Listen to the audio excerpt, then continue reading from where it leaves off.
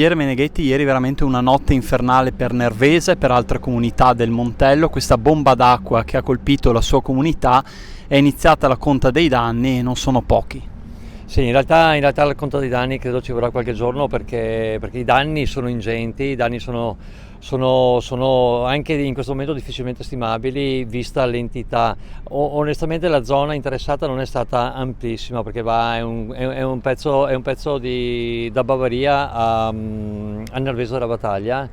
Però in questo territorio si è riversata talmente tanta acqua ieri sera in poco tempo, tanto dalle strade diventare dei ruscelli e le piazze diventare dei laghi. Quindi in tutto questo qui abbiamo avuto problemi sia come protezione civile, ma anche i mezzi di vigili del fuoco hanno avuto dei problemi per raggiungere i posti indicati e per l'altezza dell'acqua incontrata sulle strade. Abbiamo dovuto anche soccorrere delle persone che erano rimaste chiuse in casa e le abbiamo portate presso la nostra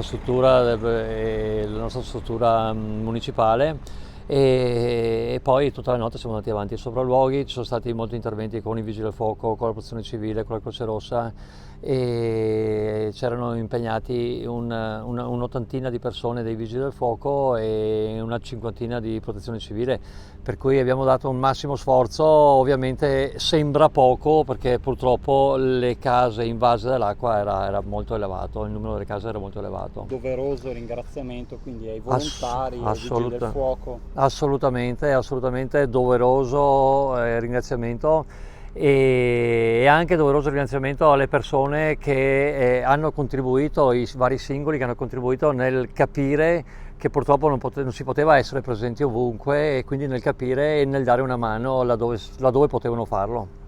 È stata liberata, dicevano poco fa, la centrale termica della primaria che è alle nostre spalle, danni ingenti anche alla caserma dei carabinieri, insomma state lavorando adesso. Sì, diciamo che in questo momento la coda di interventi è abbastanza corta.